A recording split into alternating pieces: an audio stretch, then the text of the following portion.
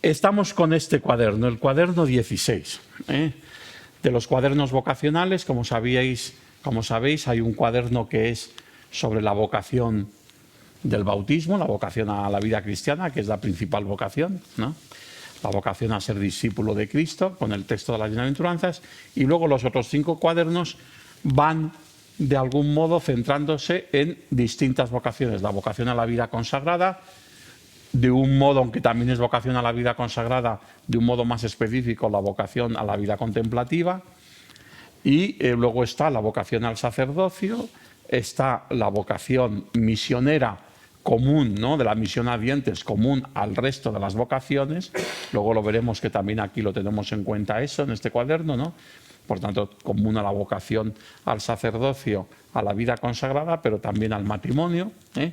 Y luego está, lógicamente, la vocación al matrimonio, porque objetivo fundamental de esta catequesis es presentar el matrimonio como vocación. El matrimonio en cristiano, además de un sacramento, es una vocación. Entonces, exactamente igual como el sacramento del orden es el sacramento que responde a una vocación, que es la vocación al ministerio sacerdotal. Pues del mismo modo, el sacramento del matrimonio está ordenado al servicio de la vocación de aquellos que tengan vocación al matrimonio. Y ese es un poco el planteamiento principal, ¿no? Por eso, a la hora de decidir el objetivo, para meter en el objetivo también la dimensión precatequética, decimos que el objetivo de esta catequesis es suscitar una pregunta contracorriente, pero precisamente por ello necesaria para toda la vida. Lógicamente, esta pregunta me podríais decir, bueno, pero esta pregunta también podía haber sido la pregunta principal en el cuaderno, por ejemplo, del sacerdocio o de la vida religiosa, por supuesto. Pero como lo que más se cuestiona socialmente y culturalmente es que el matrimonio sea para toda la vida, pues entonces nos interesa indagar en la pregunta existencial de si tiene sentido algo que se plantee como algo para toda la vida. Por eso la pregunta principal, contracorriente, es para toda la vida. Y proponer, o sea, esa sería como la primera parte, suscitar esta pregunta. Segunda parte, o sea, segundo elemento del objetivo del cuaderno, proponer en el contexto de las demás vocaciones específicas del cristiano la vocación al matrimonio tan valiente y arriesgada y tan personal y apasionante como todas las demás vocaciones. Esto es muy importante, ¿eh?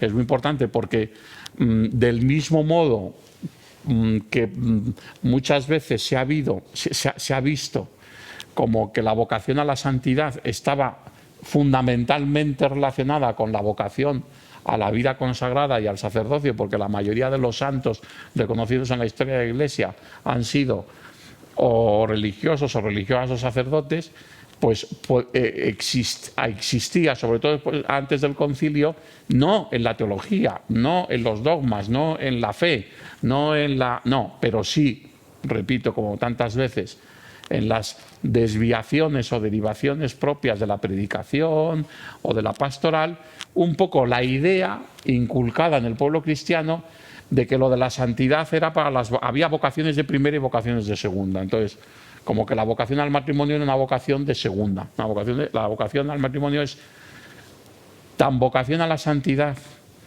tan valiente y tan arriesgada como la vocación al sacerdocio, la vocación a la vida consagrada. Y además yo creo que esto hoy en día es mucho más fácil de explicar, no solamente por los razonamientos teológicos y desde la mirada de la fe, sino también por la realidad social. ¿O es que se nos puede ocultar a cualquiera de nosotros que es tan difícil hoy en día ser coherente o poder asumir las exigencias de la vocación al matrimonio como algo que tenga menos exigencias que las otras vocaciones? Pues no, eso sería hoy en día impensable plantearlo, ni siquiera de un modo teórico, porque la realidad enseguida nos lo pondría en entredicho, ¿no? Empezamos por la portada. Foto, pareja joven, novios, casados, da igual, no sabemos si están, bueno, es lo de menos, ¿no? Pero lo importante es la imagen una pareja joven, por tanto, como siempre, tratar, evidentemente, si esto es un material para adolescentes y jóvenes, pero sobre todo para adolescentes, pues hemos preferido elegir unos jóvenes que no a unos adolescentes. Luego hay alguna otra foto que pueda resultar más de esa idea en el interior, pero unos adolescentes enamoradizos que por principio ese tipo de enamoramientos adolescentes no tienen pretensión de ser para toda la vida, ¿no? Mientras que unos jóvenes ya, pues ya es otra cosa, ¿eh? Y por tanto, pero ellos en el espejo siempre recordamos que ellos se ven en los de su edad y en los jóvenes mayores que ellos, ¿eh? Nunca se van a ver en los niños, porque para ellos eso ya es agua pasada, y tampoco se van a ver reflejados en adultos ya muy mayores, ¿no? Pero sí que en los de su edad o en jóvenes más mayores, ellos sí que se ven reflejados, ¿no? Entonces, esa es un poco la idea de la foto. Y luego en camino, bueno, pues se ve que están en la montaña, que están, o sea, no en una posición, digamos, de estancamiento, sino en una posición más dinámica, ¿no? Propia de lo que es la vida en general y la vida del matrimonio también, ¿no? El título, La casa sobre roca, construir el hogar matrimonial sobre la roca de la fe. La casa sobre roca, que como sabéis siempre el título hace referencia al Evangelio central en las páginas centrales, que será precisamente la parábola de la casa construida sobre roca, ¿no? Primera parte, la parte precatequética, la que identificamos con la primera parte del nombre de todos estos recursos, que es la pregunta: Jesús, ¿dónde vives? ¿Qué nos encontramos ahí? Bueno, lo primero, la pregunta, ¿toda la vida? Puede ser toda la vida, puede ser para toda la vida. Bueno, toda la vida es siempre que se pueda simplificar, siempre es mejor las formulaciones lo más sintéticas y lo más simples, ¿no? Luego en el recuadro si introducimos el para toda la vida, ¿no? Entonces, pregunta, por tanto, provocativa, ¿toda la vida? Fijaros, la cita del Papa Francisco del primer bocadillo es el mejor resumen de todo el cuaderno. O sea, solamente fijaros con fijaros qué cosa más pequeñita, pues ahí está lo esencial de todo el cuaderno. Dice el Papa Francisco: quien está enamorado no se plantea que esa relación pueda ser solo por un tiempo. Quien vive intensamente la alegría de casarse no está pensando en algo pasajero. Es decir, toda la vida del matrimonio no es como una condición. ¿Te quieres casar? Pues la Iglesia, como lo que le gusta a la Iglesia es castigar a la gente, la Iglesia te dice que tiene que ser para toda la vida. No, está dentro de ti.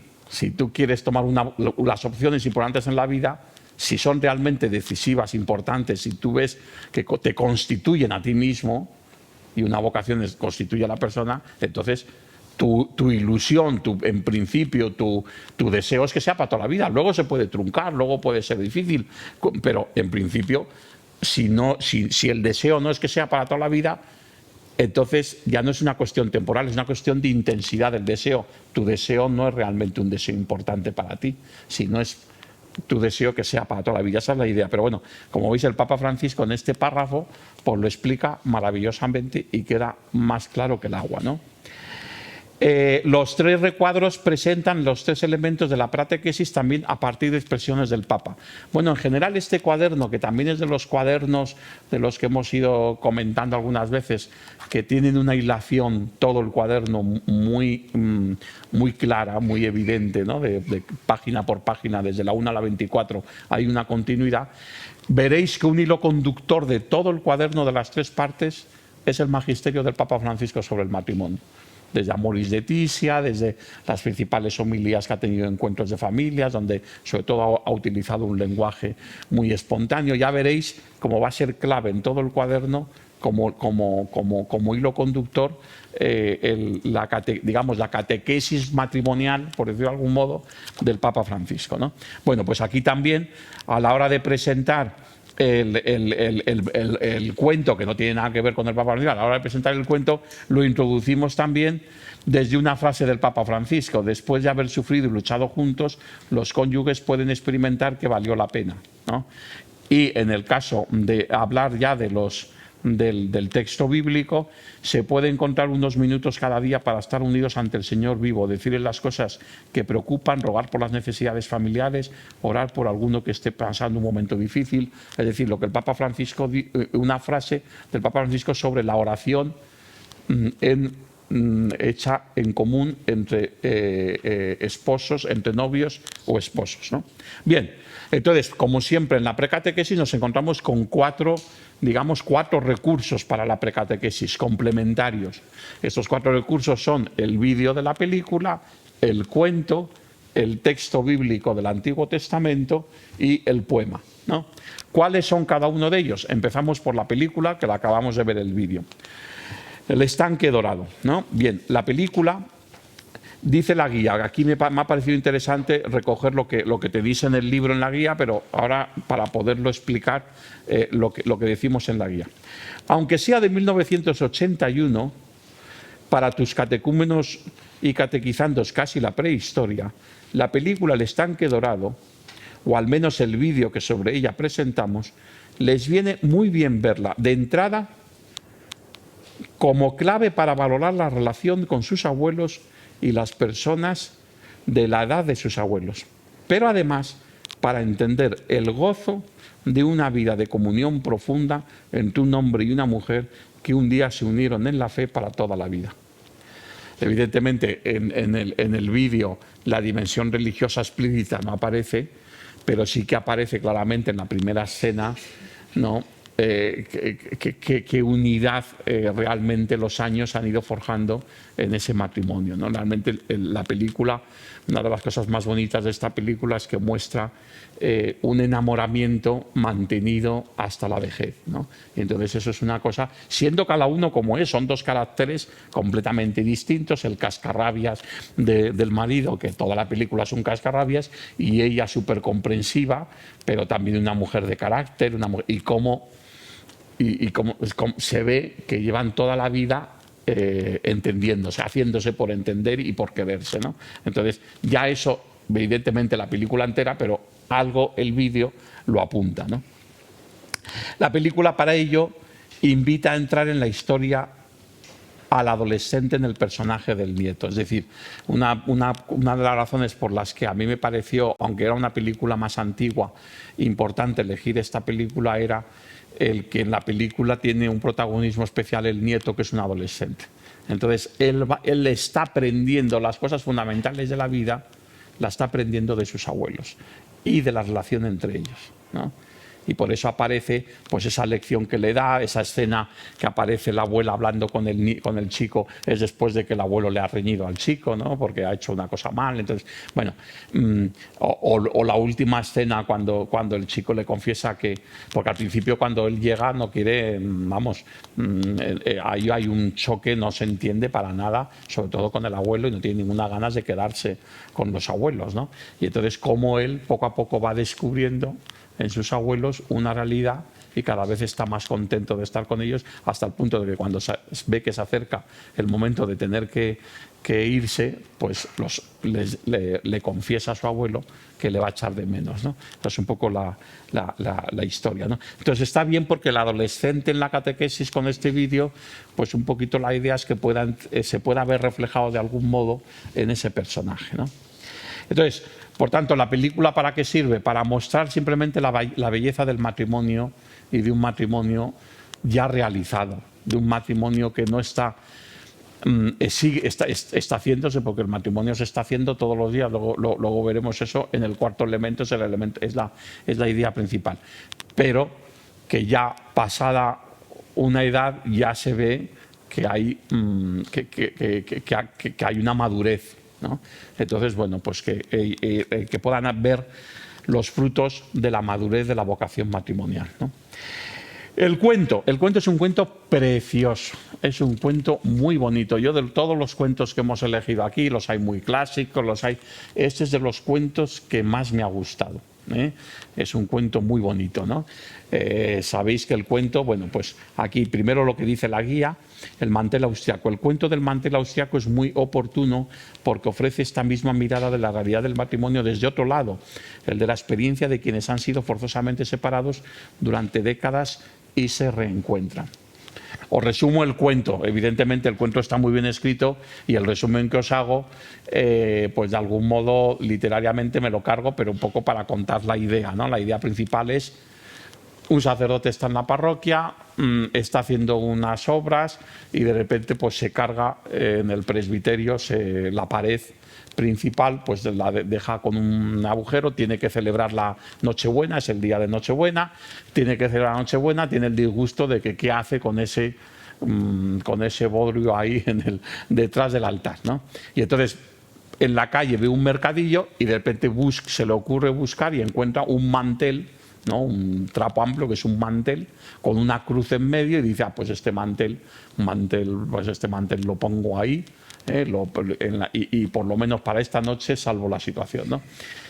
Y coincide que hay una mujer que está esperando el autobús en la puerta de la iglesia, pierde el autobús, él se da cuenta de que está esta mujer y la invita a pasar dentro de la iglesia, y mientras él está colocando el mantel, ella está sentada esperando, y de repente cuando ella ve el mantel se acerca, comprueba la firma y se da cuenta de que ese mantel lo había bordado ella hace 35 años, no en Nueva York, que es donde se escenifica la historia, sino en Austria, ¿no?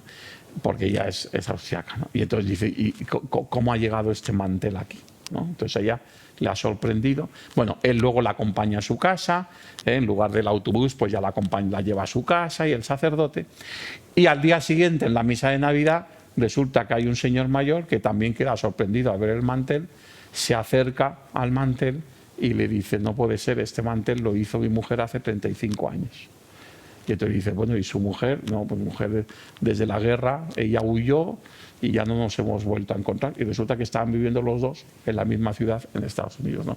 Y entonces él lo que hace es simplemente: pues cuénteme la historia, y le acompaña y le lleva a donde ella vive, y allí se reencuentran. Es una historia muy bonita de reencuentro de un matrimonio que, por circunstancias de la vida, en este caso por una guerra, han quedado separados durante 35 años y se vuelven a reencontrar, ¿no? Bien, pues de algún modo también es otra manera de ver para toda la vida. ¿Por qué? Porque, como pongo aquí, que yo creo que puede ser una idea importante, sobre todo por lo que aparece en el recuadro, ¿no? En el recuadro se le revela una realidad muy profunda: la unión interior, inquebrantable como la libertad interior, a pesar de una forzada separación exterior. Esta realidad conecta con el despertar en los adolescentes de la experiencia del enamoramiento, pero llevándolo a un nivel superior, el del amor no solo como sentimiento, sino como voluntad y compromiso. ¿Por qué? Porque la experiencia del amor en la relación de enamoramiento, como en toda experiencia de auténtico amor, es una experiencia que tiene, por supuesto, una dimensión exterior de expresión, de crear un vínculo, de crear una historia, o de dejar que se realice una historia, pero hay un componente fundamental que es interior. Y ese componente interior no solamente es un sentimiento, sino que es también un deseo, es una voluntad, es un compromiso, ¿no?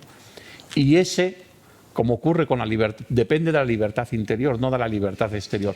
Ese, aunque exteriormente pueda haber circunstancias que no permitan que se realice, interiormente se mantiene, ¿no? Interiormente es vivo, ¿no? Y entonces, bueno, pues esta es una realidad profunda del amor matrimonial, que es muy bueno que los chavales la vayan descubriendo y la vayan intuyendo, precisamente porque de momento ellos, en el momento de la adolescencia, pues tienen las hormonas corporales, pero también las hormonas sentimentales, ¿no? Entonces viven en la tendencia todavía muy sentimentalista, ¿no? Entonces conviene ofrecerles claves que vayan, desde el punto de vista humano, estamos en la precatequesis, vayan ahondando en esta realidad, ¿no? Entonces, bueno, pues ahí aparece siempre, y luego por último siempre dibujo figurativo, a veces simbólico, del texto narrativo de esta sección, ¿no? Bien, pasamos a escuchamos. En escuchamos sabéis que, como siempre, estamos hablando de un texto del Antiguo Testamento y un texto de referencia que nos ayuda a introducirnos en la mirada de la fe, pero de un modo todavía muy tímido, de un modo todavía es un asomarse a la fe, pero todavía desde la dimensión humana, desde la praxecatequesis. Evidentemente, para este tema de la vocación matrimonial, ¿qué otro texto mejor? Que, hombre, podía haber servido también un texto del Cantar de los Cantares, un texto, pero ¿qué texto mejor que el de Tobías, ¿no? Que es la oración, ¿no? La noche de su boda, Tobías dijo a Sara: somos descendientes de un pueblo de santos, no podemos unirnos como los paganos que no conocen a Dios. No, aquí ya, por tanto, se introduce la dimensión del matrimonio delante de Dios, ¿no? la dimensión sobrenatural del matrimonio, ¿no? Y sobre todo introduce la oración, ¿no? Porque es la oración de Tobías y luego la oración de Sara. Y son dos oraciones preciosas, ¿no? Que piden la bendición de Dios, ¿no? Entonces, dice la guía que los relatos de los dos matrimonios, el de la película y el del cuento, nos llevan a la hermosa oración de Sara y Tobías, que bien podíamos poner en los labios de los protagonistas de estas historias en su noviazgo, pero que describen la realidad espiritual de los noviazgos no ya ficticios, sino reales, aunque minoritarios en esta parte del mundo y sus complejos culturales, ¿no? Que los dos juntos vivamos felices hasta nuestra vejez es una petición que hace la oración de Tobías, ¿no? Que los dos juntos vivamos felices hasta, de Sara, ¿no? Es la petición de Sara, ¿no? Por tanto, estamos en la misma clave de toda la vida, ¿no?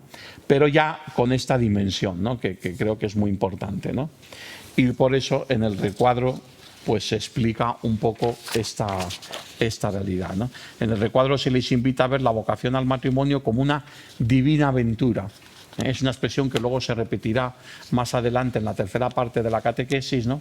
En la que no solo entran en juego la debilidad de los casados, sino sobre todo el Dios que los bendice y al que continuamente deben pedir protección y ayuda. En el momento en el que ellos están, la invitación es más extensiva. Decimos en el recuadro: ahora no sabes seguramente ni siquiera si tu vocación es la del matrimonio, ni en ese caso quién será tu Sara o tu Tobías, pero sí puedes invocar la bendición para la divina aventura de tu vida, porque el concepto de aventura divina o divina aventura hace referencia a la vida como vocación, en cualquiera de las vocaciones, ¿no? La vocación en cristiano es una aventura, porque igual que una aventura es cuando nosotros vivimos algo que no lo hemos planificado y decimos que es algo porque está llena de sorpresas, porque estamos viviendo una aventura, pues ese es el sentido, digamos, positivo de aventura, no un sentido negativo, ¿no? El sentido positivo es ese, pues desde la fe, la divina aventura es la vida cuando dejamos que sea Dios quien lleve las riendas de nuestra vida y no pretendemos nosotros ir por delante de Dios y organizar nuestra vida nosotros, ¿no? Y luego, si Él está de acuerdo, que se adapte a nuestros planes, pero no nosotros buscar los planes de Dios, ¿no? Entonces, la divina aventura es un poquito esta expresión, ¿no? Y pues que ellos entiendan que toda vocación es una divina aventura y que también la vocación al matrimonio es una divina aventura, ¿no? Y eso, el texto de la oración de Sara y de Tobías nos da esta clave, porque lo principal del texto del libro de Tobías es la humildad con la que ellos miran el proyecto de su vida sabiendo que se les escapa a sus propias fuerzas, pero que si le piden a Dios que los proteja y los ayude, Dios los guía en su vocación, ¿no? Y esa es un poco la idea principal, ¿no? Bien, por supuesto, en el dibujo es interesante por el contraste con el otro dibujo de la siguiente página, ¿no? El dibujo: recién casados en coche nupcial, el matrimonio como toda vocación en camino, ¿no? Y ellos de espaldas, ¿no? Y luego llegamos al poema. Al poema Soñamos. El poema que hemos elegido aquí no es un poema para adolescentes y por supuesto no es un poema para niños. Es un poema para adultos, es un poema complejo, es un poema muy largo. Nosotros aquí hemos seleccionado un párrafo. El texto original es un poema larguísimo de este gran poeta francés del siglo XX católico que fue Charles Péguy. Es un poema maravilloso. Es que Charles Péguy tiene unos poemas, sobre todo de la Virgen, tiene unas cosas preciosas, ¿no? Pero es de estos autores franceses del siglo XX, pues como lo es Claudel, como es todo este grupo, que son no solamente buenos literatos, sino que ellos escriben desde una clave muy provocativa, porque lo que tratan de mostrar todos ellos es la fe cristiana la presentan desde la belleza y también desde el elemento provocativo, digamos, que llama la atención ante una cultura pagana como es la cultura ilustrada francesa, que es en la que ellos se mueven. Entonces, toda su obra literaria, la de todos ellos, es una obra literaria muy provocativa, ¿no? Es muy provocativa, o sea, toda va en la línea de ¿tú crees que los cristianos o que los católicos pensamos esto? Pues estás muy equivocado. O sentimos esto, pues estás muy equivocado. Lo que nosotros sentimos y pensamos va mucho más allá, ¿no? Y eso lo ofrecen de un modo literario, ¿no? Esto que es común a todos estos autores, en Charles Péguy es clarísimo en todos sus textos y en este texto es evidente. ¿Por qué? Porque es un texto provocativo. ¿Cuál es la idea principal de este texto? La idea principal de este texto es que él lo que hace es que sitúa el poema es como un mensaje que él manda a unos recién casados y es un mensaje como burlándose de ellos. Que habéis dicho que ya estáis casados. Pero hombre, qué ingenuos sois, ¿no? Acabáis de celebrar el matrimonio y ya estáis casados. No, hombre, no. Casarse es una cosa de todos los días. A partir de hoy empezaréis a ir casándoos. Cada día hay que hacer nuevo el matrimonio, cada día hay que empezar de nuevo, cada día hay que... ¿no? Entonces esta es un poco la idea principal, ¿no? Por eso empieza con esta exclamación, estamos casados, ¿no? Empieza diciendo, siempre me admiró oír decir a la gente, estamos casados, como si uno se casara por un día. No me haga reír, como si se casaran una vez para siempre. Se creen que ocurrió y que pueden vivir de sus rentas de amor de gente casada, como si uno se casara por un día, como si bastara entregarse una sola vez uno al otro, una vez por todas, como si yo mismo hubiera creado el mundo en un día, como si no hiciera falta absolutamente, por puro sentido común, en fin, casarse todos los días que hago. Los humanos no lo piensan, él se pone, digamos, en la mirada de Dios, ¿no? Es como una burla desde Dios, ¿no? Los humanos no lo piensan. Dos mitades tienen tanto que cesar. Cuando se ha estado 20 años solo, joven él solo, joven ella sola, tan distintos, de procedencias tan extrañas, una de otra, desde generaciones, cuántas cosas que dar y recibir, cuántas cosas que recibir y dar, hijos míos, ¿no? Fijaros, él dice 20 años. Hoy la mayoría de los matrimonios son ya con 40 años, ¿no? Entonces, o con 30 y tantos, ¿no? Pues digamos, la dificultad que él pone se incrementa, parece, ¿no? Bien, como veis, es un mensaje muy bonito, muy interesante, muy sugerente, pero hay que ayudar a los chavales a entenderlo. Hay que hacerles leer el poema, pero evidentemente hay que ayudarles a entenderlo. Y aquí, en todo caso, no hemos querido poner ningún recuadro, porque para eso está la explicación de la guía y tal, y luego pues el propio catequista ya dándose cuenta. La imagen, fijaros, que tanto en el dibujo anterior como en la fotografía ensoñamos, a los novios no se les ve la cara, uno porque están de espaldas y otro porque les hemos cortado la cabeza, ¿no? No se les ve la cara, pero igual como en el anterior está el dinamismo del coche, aquí está la puerta, ¿no? Es decir, la celebración del matrimonio nos lleva a la puerta del hogar y ahí empieza la divina aventura del matrimonio, ¿no? A partir de que se abre esa puerta, ¿no? Entonces, bueno, pues ahí hay todo un simbolismo también en esas imágenes, ¿no? Y por último, en mi diario, lo único que hay que comentar en mi diario es un poco también la foto. Pues aquí vemos a un chico y a una chica joven, pues el despertar de sus primeros sentimientos, ¿no? Sobre los que queremos que también ellos continuamente pongan en comparación, ¿no? A la hora de elaborar esta catequesis. Es lógico que ellos, aunque no hagamos nosotros ninguna referencia a su experiencia, pues el que no ha tenido ya un inicio, a lo mejor según la edad, ¿no? Si son muy jovencitos a lo mejor no, pero y si no ha oído a otros, o sea, están en esa, digamos, en ese ámbito también de la primera. Entonces, bueno, el gesto, que es un gesto real de una foto de una Jornada Mundial de la Juventud, pues es un gesto simpático que muestra un poquito también esa experiencia, ¿no? Empezamos con la segunda parte de la catequesis y por tanto ya nos vamos a la página 9, con la que empezamos Ven y escucha, con la que abrimos la segunda parte, como muy bien sabéis, la parte central de la catequesis, la parte del anuncio evangélico, ¿no? La parte querigmática. Jesús, ¿dónde vives? Venid. Ven y escucha. Sirve de sumario que presenta las secciones. Mini guía del catequista a la vista del catecúmeno catequizando. En el primer recuadro se introduce y contextualiza el texto de Amié Duval de Miramos, ya que en la página 10 no hay sitio, no teníamos sitio para introducirlo. En la página 10 directamente metemos el texto de Amié Duval, pero aquí lo que hacemos es presentarlo. Amié Duval fue un sacerdote y cantautor francés. En sus conciertos hablaba con su público. Un día contó que lo más importante que sabía de Dios lo aprendió siendo muy niño de sus padres y por sus posturas a la hora de rezar. Bueno, ahora cuando vayamos enseguida a la página siguiente ya vemos el texto, ¿no? ¿Qué más de Ven y escucha?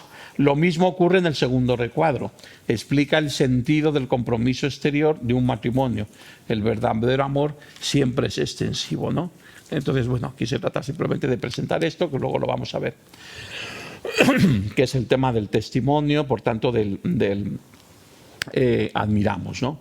En el tercero se relaciona el texto del Evangelio con la vocación al matrimonio de mano del Papa Francisco. ¿Veis? De nuevo, un pequeño textito del Papa Francisco, ¿no? En este caso, la Biblia está poblada de familias, de generaciones, de historias de amor y de crisis familiares.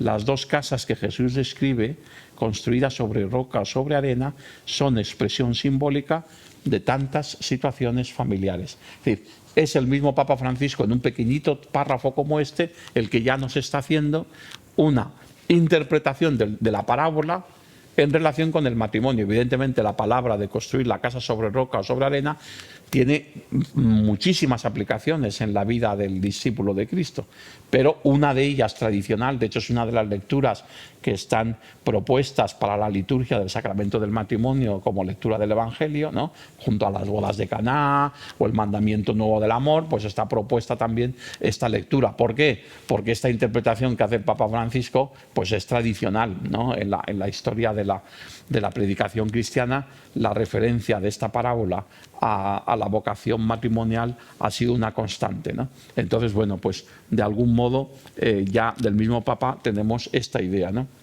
El cuarto bocadillo se introduce y se amplía precisamente la explicación también del Papa Francisco que dará contenido a la meditación, ¿no?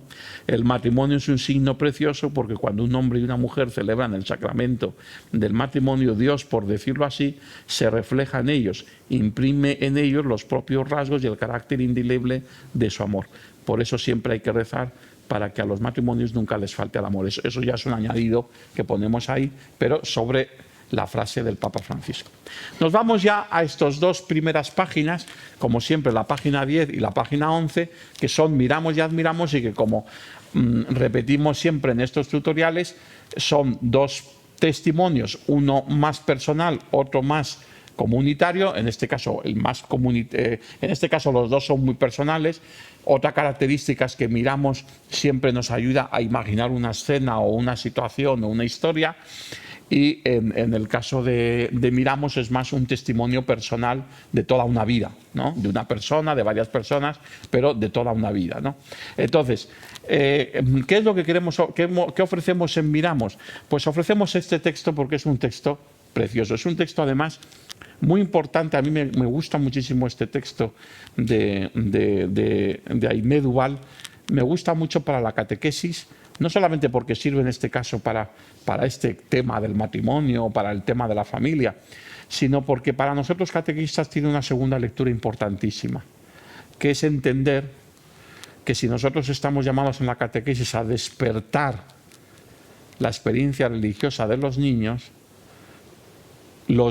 porque Amié Duval, que es un sacerdote cantante, pero fue niño, y él nos está contando cómo él aprendió lo principal de Dios, no ni siquiera de las palabras, sino de los gestos de sus padres rezando, ¿no?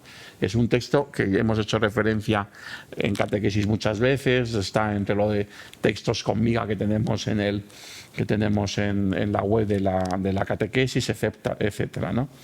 Yo creo que merece la pena, aunque nos detengamos un poquito, leerlo, porque merece la pena. Y aquí sí que dice: las manos de mi padre, los labios de mi madre me enseñaron de Dios mucho más que mi catecismo. En casa rezábamos cada día la oración de la noche en común. Es algo que recuerdo y recordaré mientras viva. Mi hermana Elena recitaba las oraciones, demasiado largas para los niños. Poco a poco iba aumentando en velocidad, embrollándose, abreviando, hasta que mi padre le decía: vuelve a empezar. Entonces yo iba aprendiendo que hace falta hablar con Dios despacio, seria y delicadamente. Es curioso cómo me acuerdo de la postura de mi padre. Él, que por sus trabajos en el campo siempre estaba cansado después de cenar, se arrodillaba, la frente entre las manos, sin mirar a sus hijos, sin impacientarse. Yo pensaba: mi padre, que es valiente, que manda en casa, que es insensible ante la mala suerte y no se inmuta ante los ricos y los malos, ahora se hace un niño pequeño ante Dios. ¿Cómo cambia para hablar con Él? Debe ser muy grande Dios para que mi padre se arrodille ante Él, y muy bueno para que se ponga a hablarle sin mudarse de ropa. En cambio, mi madre nunca la vi de rodillas. Demasiado cansada, se sentaba con mi hermano pequeño en sus brazos y todos nosotros muy cerca de ella. Musitaba las oraciones de punta a cabo, todo en voz baja. Lo más curioso es que no paraba de mirarnos uno tras otro, una mirada para cada uno, más larga para los más pequeños. Yo pensaba: debe ser muy sencillo Dios cuando se le pueda hablar teniendo un niño en brazos y un delantal. El texto, como veis, es precioso, es un texto muy bonito, ¿no? Y aquí lo que encontramos es sobre todo pues esta mirada de lo que es una mirada también que el chaval puede reconocer. Si no es en sus padres explícitamente, bueno, lo puede reconocer en esta historia, da igual, ¿no?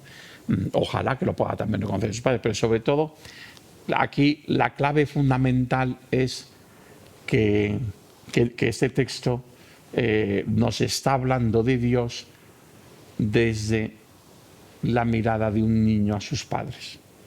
Ese niño entiende más que con ninguna otra explicación que Dios es todopoderoso porque su padre, que es el fuerte de casa, se arrodilla ante él, y que al mismo tiempo Dios es la ternura máxima porque su madre habla con Dios con un niño en brazos y mirándoles a ellos, ¿no? Entonces, claro, es la teología completa sobre Dios vista en los gestos de los padres, ¿no? Como veis, esta es un poquito la idea. Dice la guía: rescatamos un hermoso texto resumido muy ligado a la catequesis desde la perspectiva del catequista, del sacerdote cantautor, que nos lleva a mirar, imaginar las manos de mi padre y los labios de mi madre, que le enseñaron más sobre Dios que todas las predicaciones juntas. Elocuente y entrañable para explicar la catequesis de la vida, de los gestos, de los detalles, pero también para entender la santidad del matrimonio como relación tripartita, porque Dios ocupa un lugar primordial en medio de los esposos. En el recuadro hacemos 3 preguntas circulares para que se pregunten sobre sus padres. La segunda, la más atrevida, está formulada de modo que esté abierta también a la no experiencia religiosa de sus padres, ¿no? Por eso la pregunta es: ¿me dice algo de su fe este texto, ¿no? Les preguntamos ¿me llama la atención algún gesto de mis padres o de otras personas? Aquí la única relación con el texto es el tema de los gestos, ¿no? Les preguntamos por el gesto de sus padres. Y luego le dices: ¿me dicen algo de su fe, su esperanza, su capacidad de querer? Como veis, planteamos 3 claves para que puedan responder no solamente desde la idea de la fe. ¿Me dicen algo sus gestos de su fe? Y o de su esperanza, y o de su manera de querer. Y así queda mucho más abierta la pregunta, ¿no? Bien. ¿Qué aprendo de ellos a través de sus gestos, ¿no? Por lo tanto, les introducimos en esa dinámica de la experiencia, ¿no? Bien. Admiramos María Jesús y José María, que se llaman así. Esto es un matrimonio real, ¿no? María Jesús y José María, matrimonio misionero. Dice la guía que el testimonio de un joven matrimonio misionero nos enseña que tampoco en esta vocación hay límites ni fronteras en el amor a todos. Damos así una perspectiva del matrimonio con 3 notas. que es novedosa para ellos, posiblemente para muchos de ellos resulte novedosa el pensar que pueda haber matrimonios misioneros, ¿no?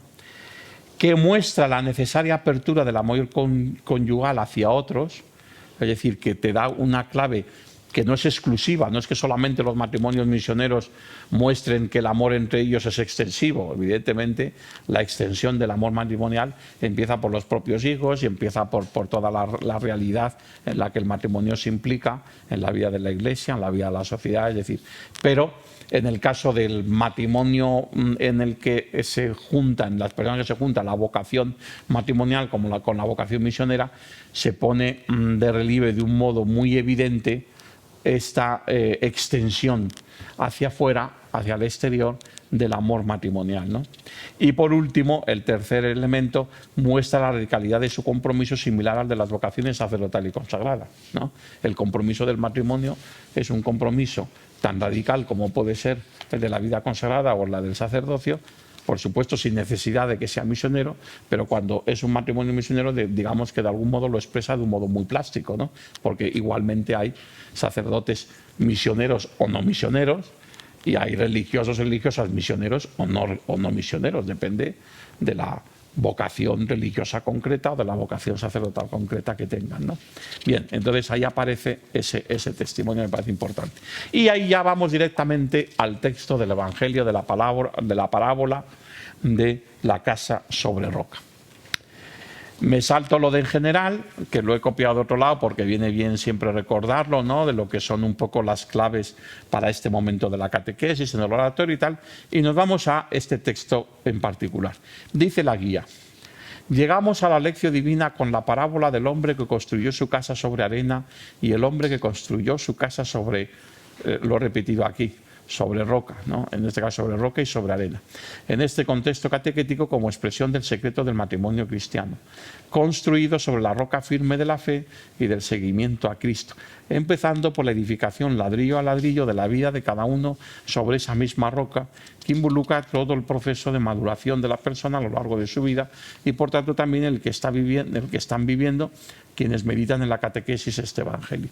Es decir, aquí hay dos claves fundamentales. Una, que la vida en general hay que dejar que Dios la construya y nosotros colaborar con su construcción ladrillo a ladrillo, pero que es fundamental saber sobre qué cimientos, ¿no? Si es sobre la roca o es sobre la arena, ¿no? Para que luego cuando vengan las tempestades y los vientos, pues que pueda permanecer o se venga abajo, ¿no? Es muy importante las cuatro palabras. En este caso, los puntos cardinales también los podemos entender, estas cuatro palabras, como puntos cardinales del matrimonio, ¿no? La escucha. Aquí se explica lo que es la escucha en la Biblia, ¿no? Lo que es escuchar las palabras de Jesús, etcétera, ¿no? Bueno, también es la escucha de ambos, del matrimonio a Dios, y también la escucha de uno al otro, ¿no? ¿Sabéis? En la vocacional matrimonial es fundamental este escucharse mutuamente, ¿no? En los movimientos matrimoniales de espiritualidad matrimonial que promueven espiritualidad, es una de las claves principales, ¿no? Por ejemplo, en los equipos de Nuestra Señora, el movimiento matrimonial fundado por el padre Cafarel, es importantísima la experiencia, lo que llaman de la sentada, ¿no? Que es los matrimonios que pertenecen a este movimiento, uno de los compromisos que tienen es el de fijar en agenda, pues unos lo tienen una vez cada 15 días, otros una vez a un mes y tal, la sentada. Y la sentada no es una cosa así, no, tiene que programarse. Y tiene que ser por lo menos de una hora. Y se tienen que sentar tranquilos y no hacer otra cosa, ni teléfono, ni ninguna otra actividad, y es simplemente para hablar de ellos y de su relación, ¿no? ¿Por qué? Porque tienen que saberse escuchar, ¿no? Si no pasan los días, al final, bueno, pues eso. O en el caso de este otro movimiento familiar también muy interesante, que es el de los, ¿cómo se llama?, encuentros matrimoniales, pues ahí se utiliza mucho la palabra alcanzar, ¿no? Dice, no, es que, y se dicen entre ellos, no, es que tú últimamente no me alcanzas, ¿no? No me alcanzas quiere decir que sí, me oyes, me escuchas, pero no me alcanza, es decir, no entras en la situación en la que yo estoy, ¿no? Alcanzar, bueno, todo esto de algún modo son expresiones, digamos, de la experiencia, de la escucha, que es fundamental en el matrimonio, ¿no? Construir la casa del matrimonio sobre roca es también construirla sobre la escucha, ¿no? Y por tanto, aunque Jesús empieza, el que escucha estas palabras mías y las pone en práctica, bueno, es que la escucha a Dios y la escucha del uno al otro es la escucha a la palabra de Dios, ¿no? Le escuchamos a Dios directamente a través de su palabra, pero también escuchamos de algún modo la voz de Dios si somos capaces de escuchar al otro, ¿no? Entonces, bueno, que también nos manifiesta. Muchas veces Dios se sirve del otro en general en la vida, pero en el caso del matrimonio de un modo muy claro, también para decirnos cosas, ¿no? Entonces, bueno, pues la escucha es clave en la propia palabra para construir la casa sobre roca, ¿no? Y luego aparecen las otras cuatro palabras, las otras tres palabras, ¿no? Que son la roca, la firmeza, la seguridad, la arena, cuidado que aquí la arena tenemos que entenderla también no solamente como el contrapuesto a la roca, como la dimensión negativa. Construir la casa sobre arena es construir mal la casa, cuidado, pero siempre hay una arena. Y esa arena es la debilidad propia de cada persona. Entonces, la arena también está con la roca. Lo importante es que esté la roca, pero la arena va a estar siempre. La cosa es no construir la casa solamente sobre la arena, sobre la debilidad, sino precisamente reconociendo la debilidad, buscar la roca en Dios, en la palabra de Dios, ¿no? Y no solamente en la propia arena, ¿no? En la propia debilidad, ¿no? Entonces, pero su debilidad, su inseguridad, y luego la palabra vientos, ¿no? El realismo de la vida, porque la vida pues a veces es calma y a veces es vendaval, ¿no? Entonces un poco pues esta realidad, ¿no? Bien, entonces nos sirven estas, respondemos en este momento de oración en silencio, en lo que los chavales les invitamos a que vayan contestando a estas preguntas, escribiéndolas en el cuaderno. Eco de la palabra por parte de cada uno de ellos, darles tiempo. Muy importante que entiendan la doble aplicación de esta lectura en su vida, la actual y la permanente. La casa de su vida personal aquí y ahora y la proyectiva futura relacionada con su vocación. Evidentemente, como en los demás cuadernos vocacionales, no se les está pidiendo, porque entonces les diríamos que cuando tratan este cuaderno tienen que descubrir su vocación al matrimonio, y cuando tratan de la vida consagrada, su vida consagrada, y cuando tratan de la vida de sacerdocio, entonces no, la vocación que tienen es una, no son cuatro, ¿no? Pero sí que se trata de que en cada uno de estos cuadernos despertar en ellos el deseo de encontrar su futuro, o la experiencia de encontrar que lo importante de su futuro no está en su elección, sino en acertar al plan que Dios tiene sobre ellos y por tanto a su vocación, ¿no? Entonces aquí es donde está también la clave a la hora de poder responder a estas preguntas, ¿no? Y luego terminamos esta segunda parte con meditamos, con dos textos, un signo precioso y que nunca les falte el amor, ¿no? Dice la guía, el breve texto como meditación del Papa Francisco sobre el signo trinitario del matrimonio reforzará el significado de esta roca donde se sostiene, ¿no?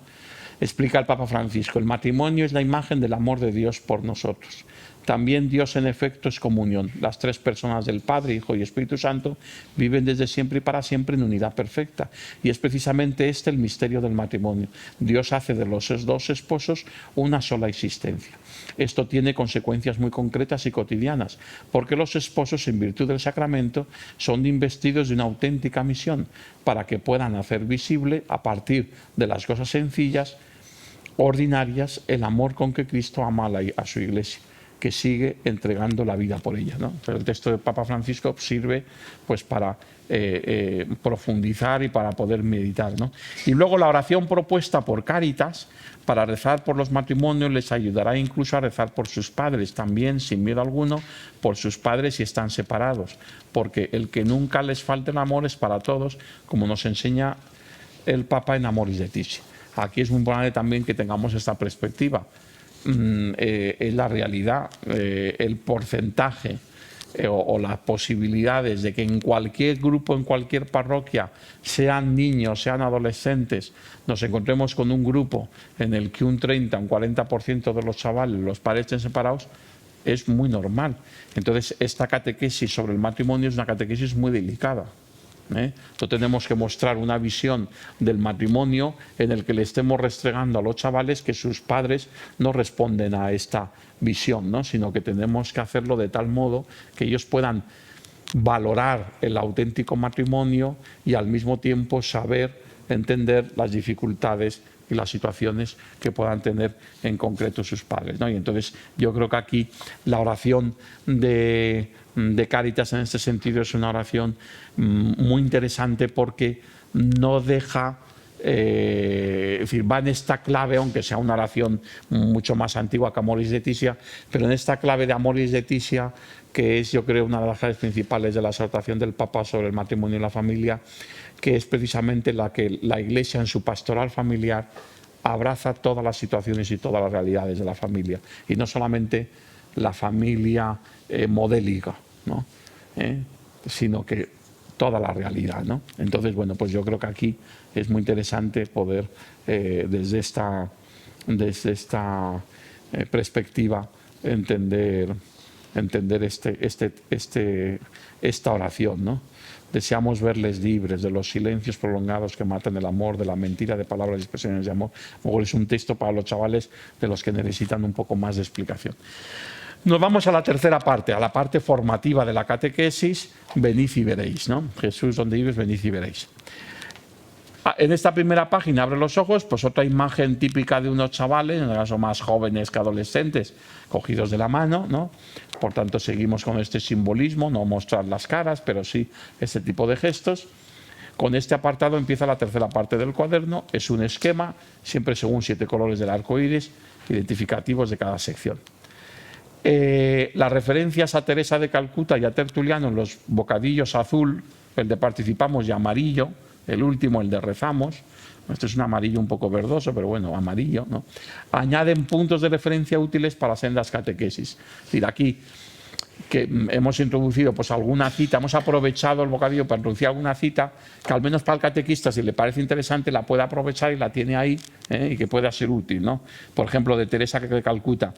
¿Qué puedes hacer para promover la paz mundial? Ve a casa y ama a tu familia, ¿no?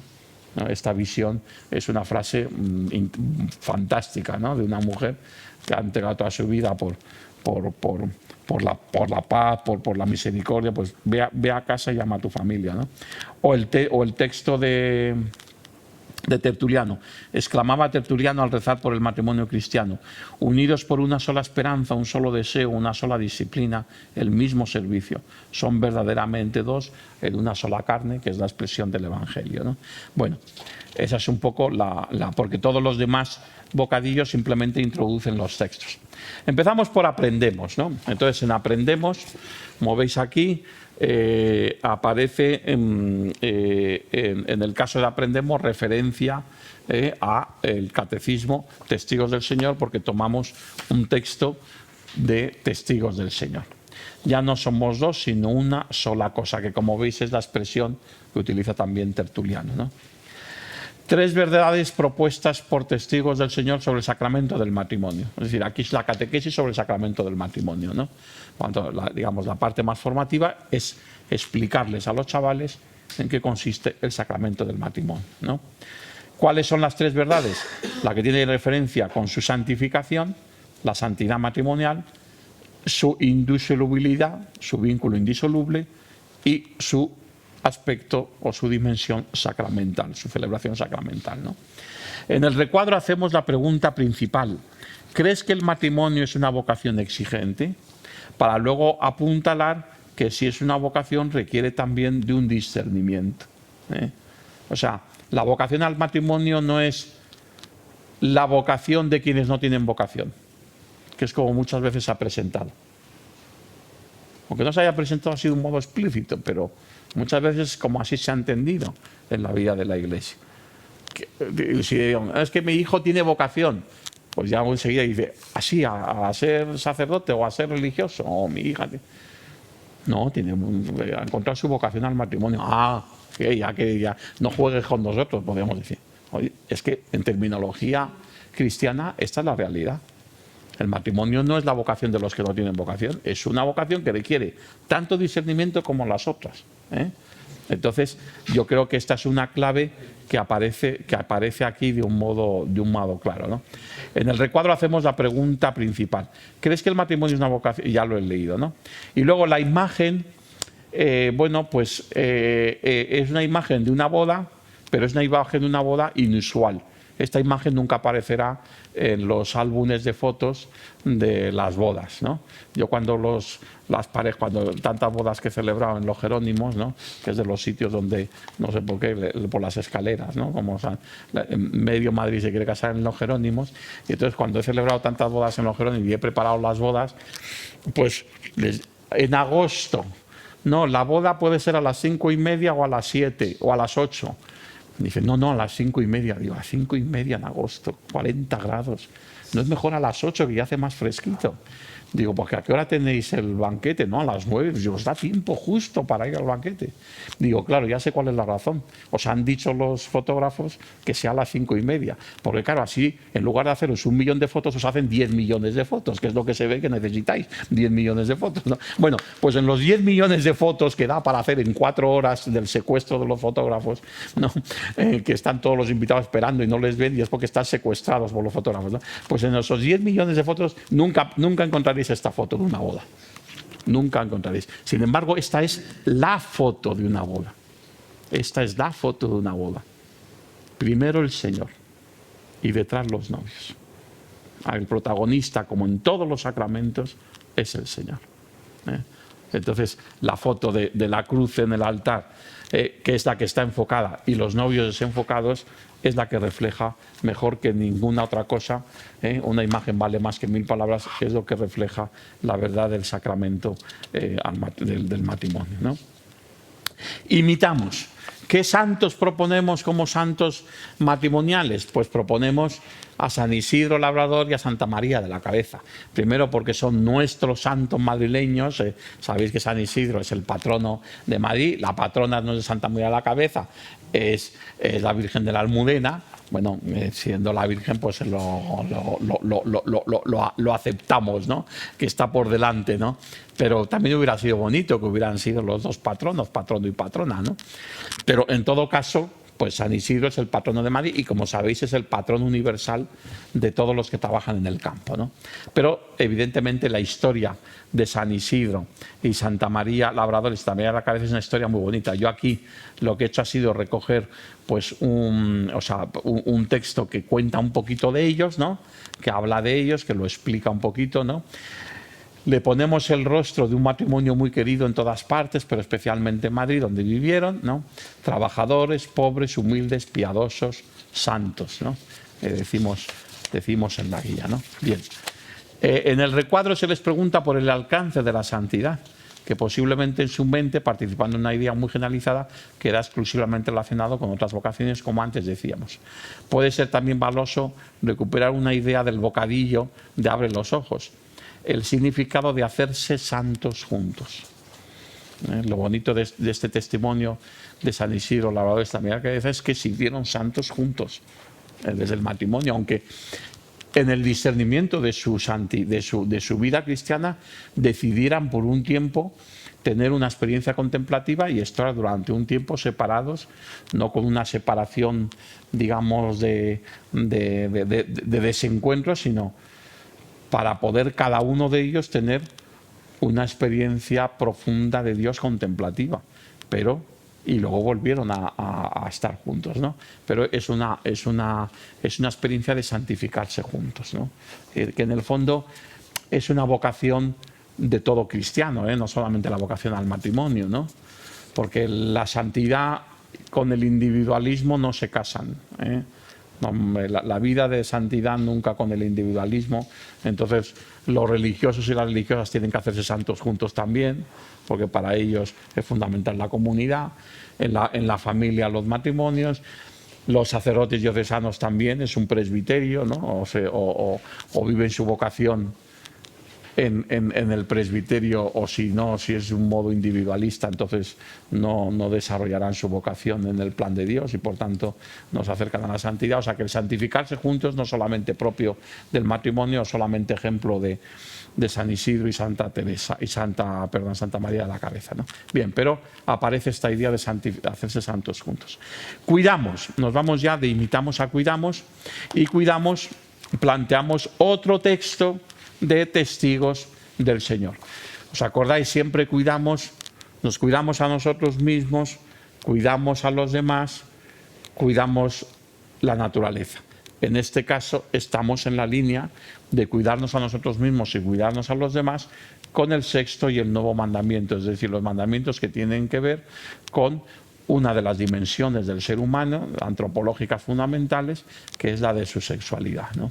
Decimos en la guía, dada la importancia en el amor matrimonial de la sexualidad, presentamos aquí la catequesis sobre el sexto y el nuevo mandamiento en la perspectiva genuinamente católica de su positividad como vocación en el amor. Y a mí esto me parece que es muy importante porque también en la predicación cristiana, la predicación en la Iglesia muchas veces pues ha habido una desviación de una presentación de la sexualidad solamente desde las claves de la prohibición, desde el no, ¿no?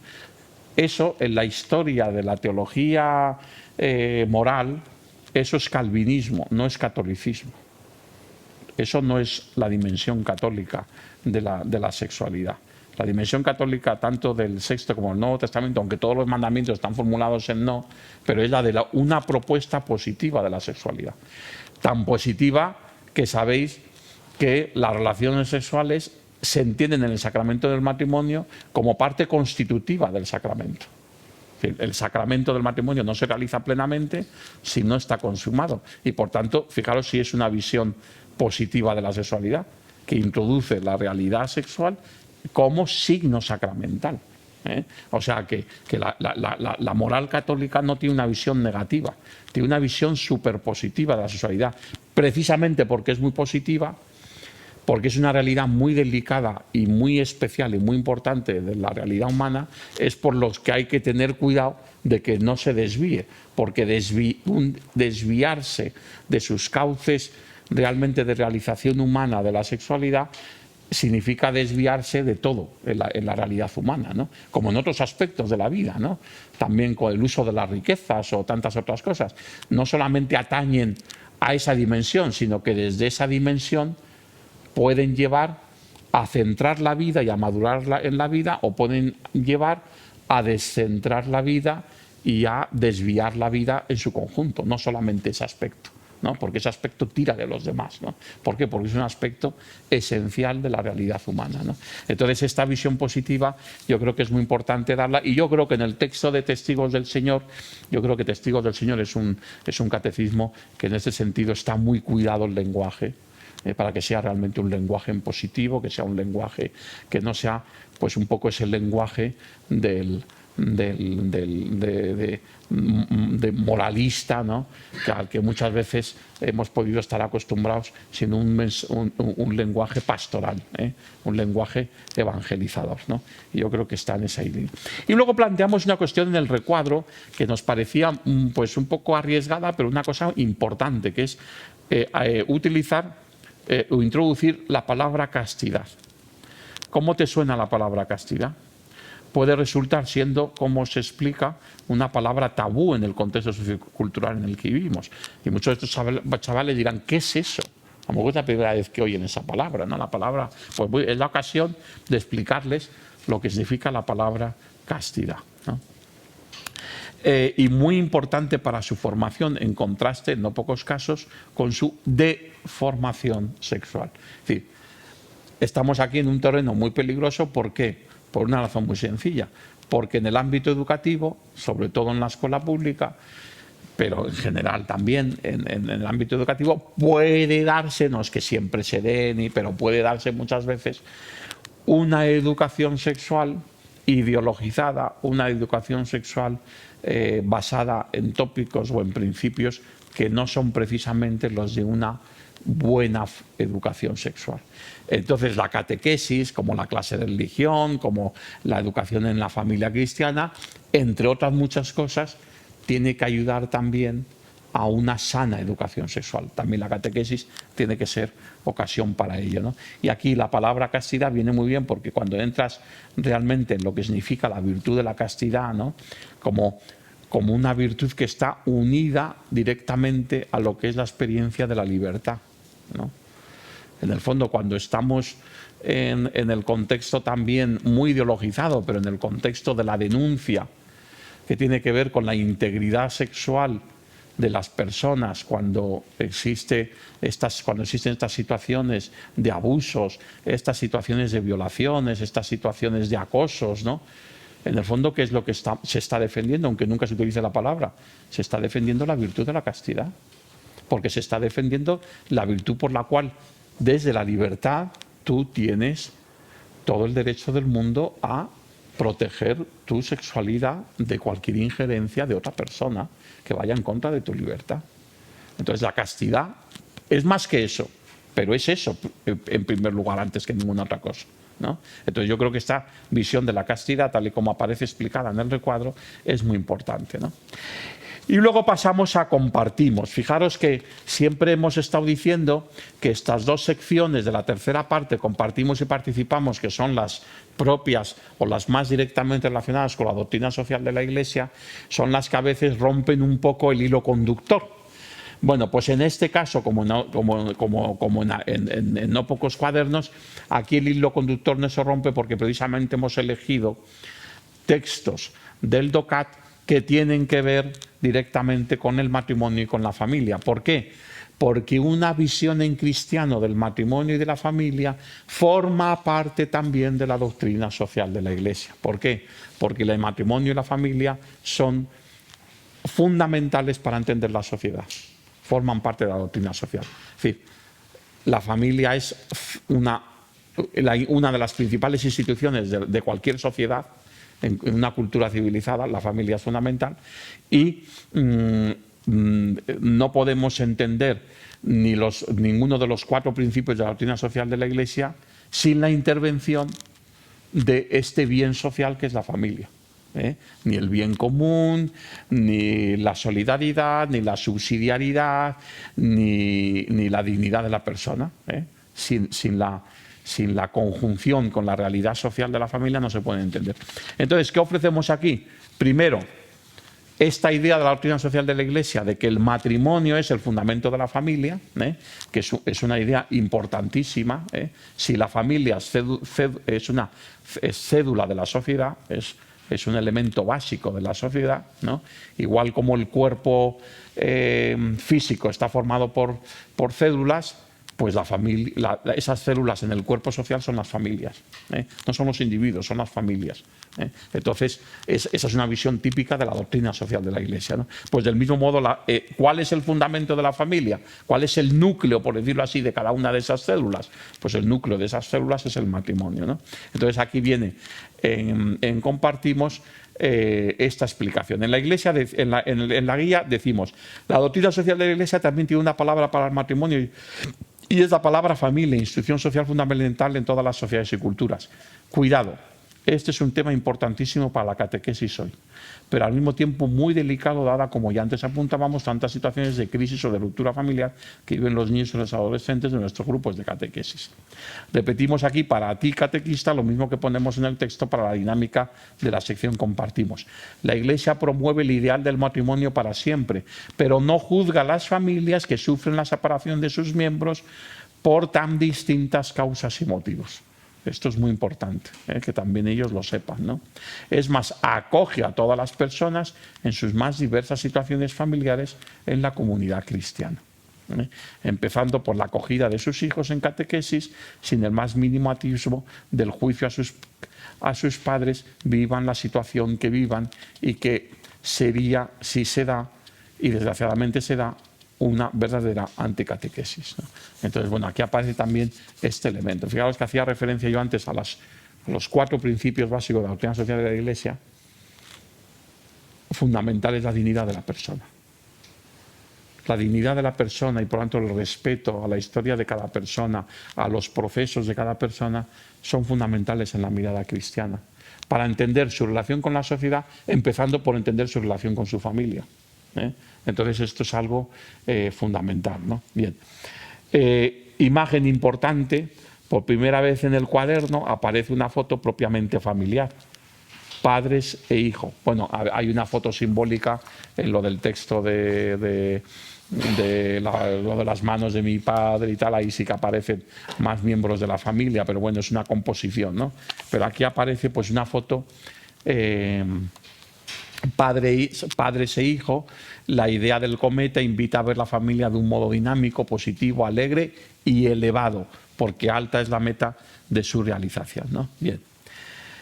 Participamos, contribución a la salvación, ¿no? Es decir, en participamos planteamos, decimos en la guía, la otra catequesis social del matrimonio que proponemos es la de su proyección social en todos los campos en los que se implica, desde el diálogo intergeneracional al servicio a los más necesitados. Una cosa fundamental para una sociedad es el diálogo entre las generaciones. ¿Dónde se establece en el 90% de los casos ese diálogo? En el seno de la familia. Una cosa fundamental para una sociedad, desde la dimensión social, es la solidaridad efectiva. ¿Dónde se produce la solidaridad efectiva en una sociedad donde el valor de la familia está bien arraigado, como es una sociedad, digamos, impregnada de experiencia evangélica, o de algún modo, al menos culturalmente, donde hay una huella de la experiencia evangélica? Pues precisamente en la familia, ¿no? Aparecen, tomando del DOCAT, 3 dimensiones sociales de la familia: socialización y educación de los hijos, ser ámbito de protección y desarrollo de sus miembros, responsabilidad para con los enfermos y los ancianos. Estas son las 3 grandes funciones sociales que hace la familia. Fijaros, solamente con que nos fijemos en la segunda, es una idea que Cáritas ha repetido mucho en los últimos años, ¿no?, en los mensajes de Cáritas, y que es fundamental. Si en el año 2008, por ejemplo, en un momento de los más difíciles, 2009, ¿no?, 2008-2009, de la crisis, si en España, si no hubiese sido por lo que se ha llamado sociológicamente el colchón familiar, pues hubiéramos terminado rompiendo cristales en los supermercados, ¿no? Porque una situación en la que en un año se pasa de 3 millones a 5 millones de parados, eso no hay sociedad que lo resista, una situación crítica de ese tipo. ¿Qué es lo que hizo que no llegáramos a una situación límite? El colchón familiar, la solidaridad familiar. Ahí toda la familia hizo para que el que se quedaba sin trabajo y sin subsidio y sin tal, el hermano, el primo, el abuelo, el padre, entre todos ponían lo poquito que tenía cada uno, y la familia hizo comunión de bienes, ¿no? Entonces, y eso fue, esa es una política que no se dicta desde ningún gobierno, es una política que nace desde abajo, ¿no?, la de la solidaridad familiar, y esa es la que nos salvó de la crisis. Eso Cáritas lo repite continuamente, ¿no?, la gran labor social que hizo la familia en la solidaridad. Pues eso sería de estos 3 puntos el segundo. Son 3, ¿no?, los que aquí se ponen de manifiesto, ¿no? En el recuadro queda reiterada la llamada del Papa Francisco a la relación intergeneracional de jóvenes y abuelos, sobre la que se les pregunta a ellos también en concreto, ¿no? Como veis, ya os decía al principio que todo el cuaderno van saliendo cosas del Papa Francisco sobre el matrimonio y la familia, ¿no? La imagen, 3 generaciones: abuelo, padre y nieto, jugando a la Play o a lo que sea eso, ¿no?, jugando juntos, ¿no?, y por tanto jugando como símbolo del conviviendo, ¿no?, de convivir juntos 3 generaciones, ¿no? Comunicamos, fijaros que aquí comunicamos, hablábamos el otro día de que a lo mejor hacíamos demasiado hincapié en estos cuadernos en los temas que tienen que ver con los medios de comunicación social o con las redes sociales y con tal, y decíamos, no siempre, hay muchos cuadernos que hablan en esta sección de comunicación de la comunicación interpersonal.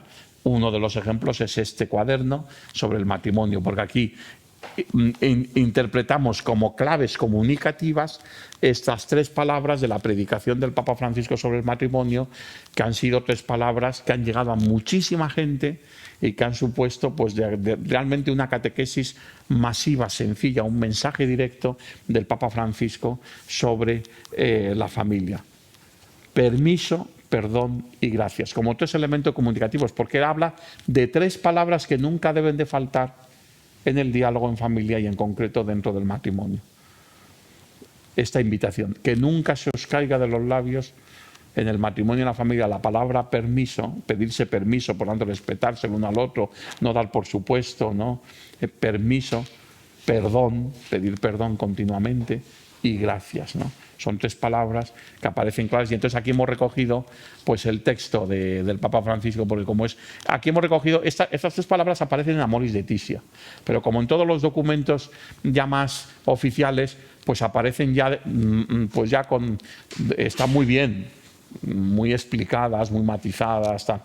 Pero es mucho más fresco este texto que está tomado de una de las intervenciones espontáneas del Papa Francisco, de un encuentro en la Plaza de San Pedro con los movimientos familiares, que sabéis que no hizo caso a los papeles que tenía escritos y que empezó la intervención de un modo que sorprendió a todo el mundo diciendo: a mí no me engañéis, aquí venís los matrimonios de la Iglesia, que sois los matrimonios de los movimientos familiares y matrimonios ejemplares y tal, a mí no me engañéis, porque en todas las familias vuelan los platos. Empezó así, ¿no? Entonces, bueno, pues en ese discurso está este texto sobre estas tres palabras. Bien. El recuadro plantea la pregunta sobre el uso concreto en sus familias o en su entorno de estas palabras. Imagen, joven pareja compartiendo juntos una dificultad, ¿no? Y por tanto, bueno, pues... Y terminamos con oramos. Bueno, casi terminamos con oramos. Oramos por los nuevos esposos. Aquí hemos recogido un texto muy bonito de Testigos del Señor, que en todos sus capítulos, de 40 capítulos de Testigos del Señor, cada capítulo tiene varias partes y una de ellas siempre es textos, digamos, como de escuela de oración. Y recogemos en los cuadernos, en esta última sección, muchas veces, no os sabría decir el porcentaje, pero muchas veces aprovechamos esta aportación de Testigos del Señor. En este caso, esta oración litúrgica del sacramento del matrimonio, ¿no? Entonces, pues lo tenéis ahí, ¿no? La oración por los nuevos esposos está tomada de la bendición final del rito del matrimonio en el contexto de su celebración sacramental, ¿no? Y en la foto la idea fue elegir no la de un matrimonio rezando, sino la de una comunidad cristiana rezando por el matrimonio, ¿no? Para darle también este contraste a que en la celebración del sacramento del matrimonio no rezan solamente los nuevos esposos, sino que reza toda la comunidad, está rezando por ellos, ¿no? Otra vez una foto simbólica de dos chavales así un poco juntitos, que aparecen ahí los dos con la cabeza junta, que es una foto muy bonita, de espaldas siempre, ¿no? También un poco para que en el momento de escribir ellos puedan identificar todo este contenido con su despertar pues a la experiencia del otro, a la experiencia, entonces, bueno, pues puede ser sugerente. Y por último, el Salmo 127 nos remite a un nuevo texto del Evangelio de la casa sobre roca. Si el Señor no construye la casa, en vano se cansan los albañiles, que digamos que es como el anticipo en el libro de los Salmos de la parábola de Jesús del Evangelio que da título a este cuaderno.